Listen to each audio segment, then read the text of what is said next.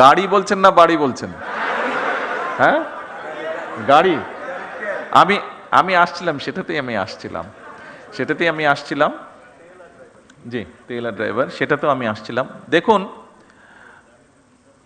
ওই যে অনেক সময় কিছু সায়েন্স ফিকশন মুভি আমরা দেখি যে back to the future, back to the back to the মানে হ্যাঁ পাস্ট হবে। হ্যাঁ, আমরা যদি পাস্টে যেতে পারতাম তাহলে হয়তো মধ্যপ্রাচ্য যে সমস্যাটা, এটাকে হয়তো ম্যানেজ করে ফেলা যেত শুরু হবার আগে, তাহলে দেশের মধ্যে অনেক সমস্যা হতো না।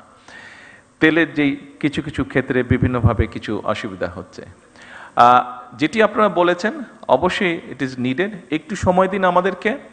আমরা যেহেতু পিছন তো যেতে পারবো না, সামনে পিছনে যেই সমস্যাটা তৈরি হয়েছে এটার জন্য আরও সমস্যা তৈরি হয়েছে। আমাদেরকে অতিরিক্ত অনেক বেশি দাম দিয়ে দেশের মানুষ যাতে স্বাভাবিকভাবে সব কিছু রাখতে পারে, আমাদের যেরকম ভর্তুকির পরিমাণ বাড়াতে হয়েছে জ্বালানিতে, একইভাবে ইন্টারন্যাশনাল মার্কেট থেকে $2 বিলিয়নেরও বেশি ডলার দিয়ে আমাদেরকে ইমিডিয়েট তেল ক্রয় করতে হয়েছে। তার ফলে সরকারের বা জনগণের অনেকগুলো অর্থ খরচ হয়ে গিয়েছে। আমরা চেষ্টা করব যত দ্রুত সম্ভব, ড্রাইভারই হোক অথবা গাড়ির তেলের ব্যবস্থাটি হোক, আমরা করার চেষ্টা করব। একটু সময় দিতে হবে আমাদেরকে, একটু সময় লাগবে, পুরো জিনিসটা ম্যানেজ করার জন্য একটু সময় লাগবে। আপনারা একটু ধৈর্য ধরেন, ইনশাল্লাহ বাকিগুলো ধীরে ধীরে আমরা করব। তবে নিরাপত্তার বিষয়টি আমরা ইনশাল্লাহ ইমিডিয়েটলি দেখব।